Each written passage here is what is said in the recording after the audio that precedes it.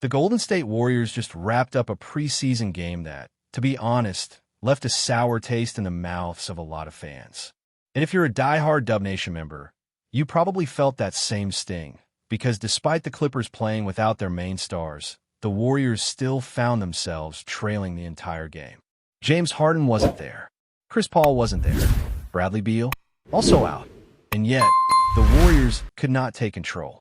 They had the upper hand on paper, but failed to translate that into dominance on the court. This wasn't a blowout, sure, but it was one of those matchups that, despite the scoreboard showing a close game, never felt close. Golden State only led for about 2 minutes in the first quarter. After that, it was all Clippers managing the pace, the flow, and the rhythm of the game. Every time the Warriors made a push, the Clippers responded. And that's what made this so frustrating. Because for a team that's being hyped as a top contender in the West, losing to a shorthanded squad should never be part of the narrative, not even in the preseason. Now, yeah, we get it. It's the preseason. Players are easing back into rhythm, rotations are being tested, and coaches are experimenting with lineups. But there's a difference between experimenting and simply getting outplayed. Steph Curry played about 22 minutes, Draymond Green got 30, and Al Horford clocked 20. Even Pods got 20 solid minutes. So it's not like this was a lineup of third-stringers getting blown out by future G-Leaguers. This was the main core seeing real minutes and still needing to fight for behind all night. And that's where the concern starts creeping in. Momentum is everything for a team like the Warriors. They're not in a rebuild. They're not figuring out who they are. They know who they are, or at least they should. That's why preseason performances like this, while technically meaningless in the standings, can be meaningful in how the season kicks off. A slow start can snowball. 1 or 2 bad games, and suddenly you're fighting uphill battles in the standings. Injuries start piling up, frustration kicks in, and the chemistry takes a hit. We've seen it happen before with veteran teams who just assume they can flip the switch when the games start to count, but find themselves tripping over their own shoelaces. And let's talk about scoring for a second. Steph led the team with 20 points. The next closest? Well, Richard with 13. That kind of drop-off is not just steep, it's dangerous. Especially for a team that in the past built its identity around multiple scoring threats. It wasn't that long ago that defenses were sweating bullets because Steph, Clay, KD, and Draymond could all hit you from anywhere on the floor. Now, outside of Steph, you're left hoping for someone, anyone, to have a hot night. That inconsistency isn't just frustrating. It's concerning.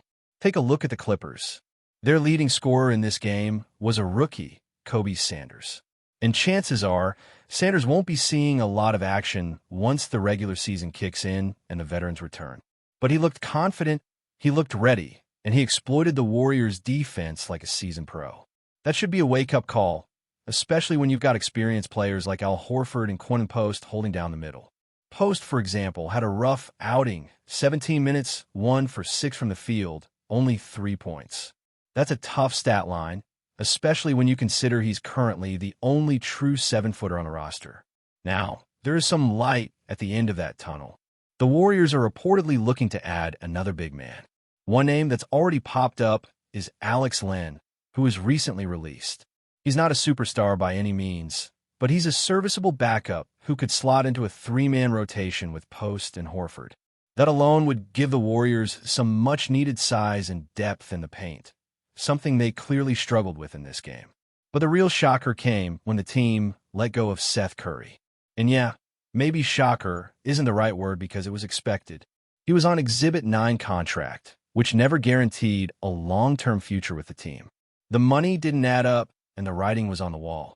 But it still feels like a missed opportunity. Because if there's one thing this team desperately needs, it's consistent three-point shooting outside of Steph. And Seth, coming off a season where he shot 45% from beyond the arc, was exactly that. Yes, there are whispers that the Warriors are planning to re-sign him once the books settle and they can bring him in on a cheaper, prorated deal. But even then, it feels like the front office could have done a little more to keep him around from the jump. Trade a non-guaranteed contract, shift some money, create some flexibility. There are options. It's not like Seth was demanding max money. And for a guy who can stretch the floor and knock down triples at an elite rate, you find a way to make it work. especially when the alternatives don't exactly inspire confidence. DeAnthony Melton, who the Warriors signed, won't be back until October 30th and is recovering from a torn ACL. He's a solid player when healthy, but why take that gamble over someone who's ready to contribute now and fits perfectly into the Warriors' style of play? Again, it's just another question mark hovering over this team going into the season. Because let's be real, the Warriors have lacked a second reliable shooter ever since Klay's injuries started catching up. He's still dangerous, sure, but not the consistent killer he once was. Buddy Hield isn't going to be that guy. Jonathan Kuminga has potential, but he's not there yet. Draymond? Never been that guy. Jimmy Butler isn't even on the roster, despite his name being tossed around by fans and dreamers.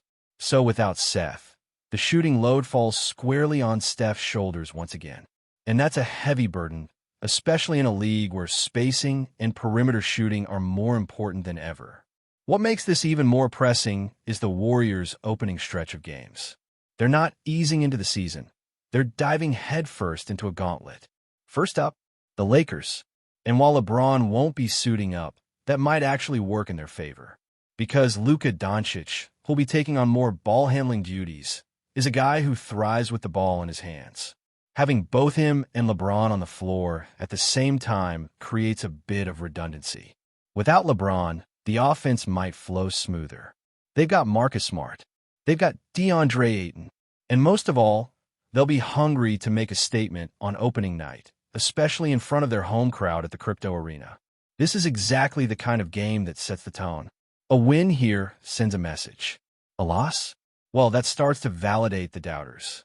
And with a schedule that includes 5 playoff teams in the first 9 games, leading right up to their first NBA Cup qualifying match, it's critical that the Warriors hit the ground running. They can't afford to stumble through October. They can't afford to limp into the NBA Cup sitting at 3 wins and 6 losses. Worst case scenario, 2-7. That's the kind of start that tanks momentum, fuels criticism, and derails a championship push before it even begins. And it's not like these early opponents are unbeatable. You got teams like the Kings, the Trailblazers, a few others who are solid but not terrifying. These are the games the Warriors have to win. Because when you're staring down matchups against Denver and other top-tier squads, you need to bank wins wherever you can. These aren't just warm-up games. They're the difference between building confidence and playing catch-up. So with Jimmy Butler now back healthy, Steph locked in, Draymond doing Draymond things, and Al Horford ready to stretch the floor, there's hope. There's a core that can get it done. Add in pods, Kuminga bringing energy off the bench, and maybe even a returning Seth Curry down the line, and the pieces are there. But the execution has to match the potential. And that means no more sleepwalking through games, preseason or not. And speaking of execution, that's where this team still needs to prove itself. Because let's not forget, this Warriors squad isn't young anymore. The days of being the up-and-coming dynasty are long gone. This is a veteran team with championship expectations, not only from fans, but from themselves. Every piece added in the offseason, every minute in preseason, every lineup decision, it all needs to be geared toward one thing: being ready to contend from day one. And if they're not showing that urgency now, then when? You don't just wake up in December and start dominating. Championship runs are built from the ground up, and the foundation is set in games like these. The front office knows that, too. That's why the decisions being made, or not made, are being scrutinized more than ever. It's not just about talent anymore. It's about fit. It's about chemistry. It's about surrounding Steph with the right pieces before he runs out of prime years. And the truth is, Golden State doesn't have time to waste. Seth Curry should have been one of those right pieces. A shooter who spaces the floor, knows the system, and doesn't need the ball in his hands to be effective. It made all the sense in the world. And sure, maybe they find a way to bring him back, but the fact they let him go in the first place already signals some questionable priorities. Then there's the big man issue. It's glaring. Quentin Post has potential, but he's still raw. Al Horford, while smart and experienced, isn't going to give you 30 high-energy minutes every night. They need size. They need physicality. They need someone who can body up the Jokic's and Embiid's of the league. Not just survive against them, but actually make them work. That kind of presence isn't on the roster right now, and it shows. Post getting bullied in limited minutes is just a small glimpse of what's coming if the front court remains this thin. Opponents are going to test the Warriors inside early and often, and if there's no answer, it becomes a pattern. You can talk all you want about small ball lineups and spacing and switching defenses, but at some point, you need someone to grab a rebound, protect the paint, and alter shots. That's not Draymond's full-time job anymore. He can't carry that burden and still do everything else he's asked to do. He needs help, and that help, as of now, hasn't arrived. The other elephant in the room is Kuminga. This season is huge for him. He's no longer the exciting project. He's a guy who needs to deliver.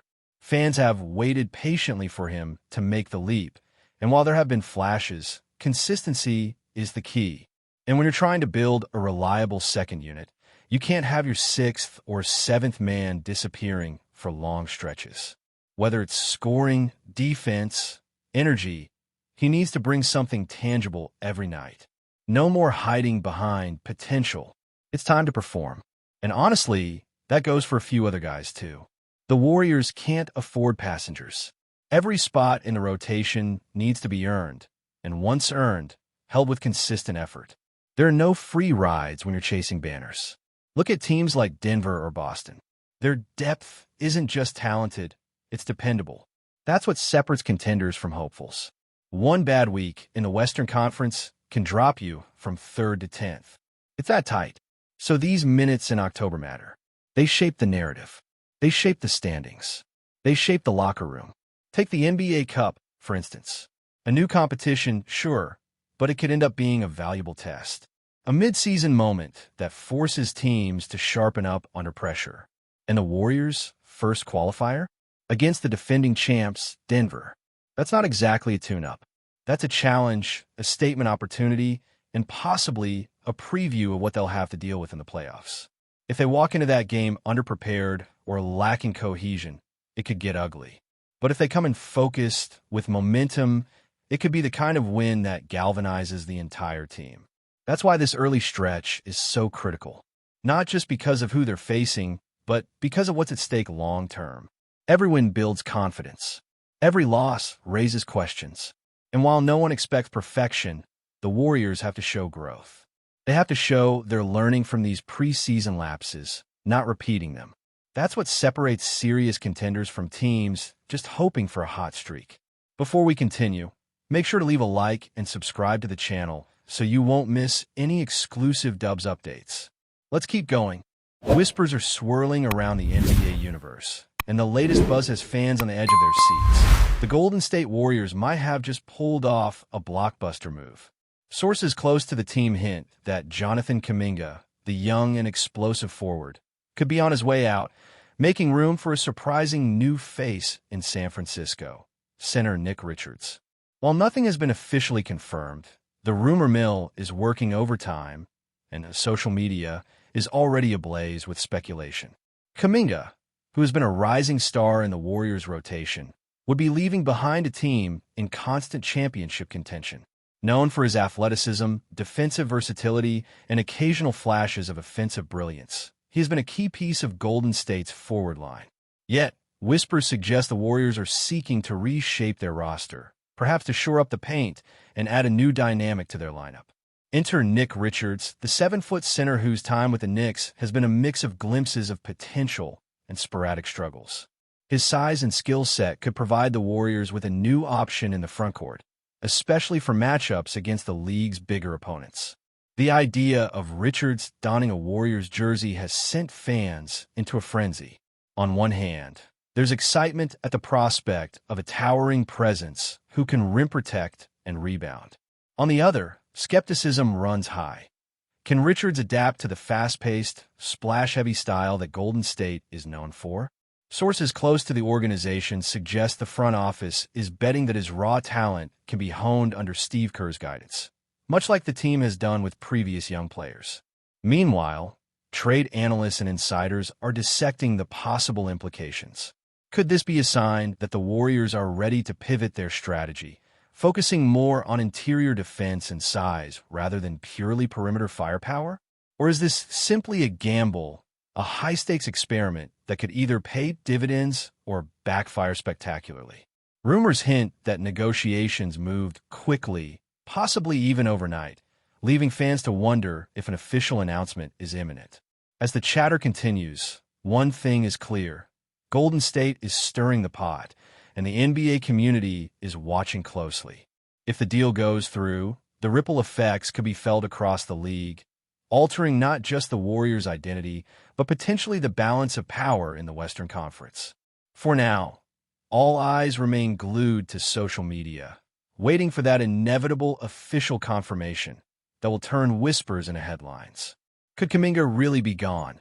And could Richards really be the next Warrior? Only time will tell, but the excitement and speculation shows no signs of slowing down. Stay updated exclusively with the latest Dub Nation news.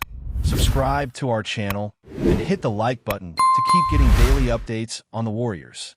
Don't forget to share your thoughts in the comments. Your input is essential for the Dubs community. Stay tuned for the next video.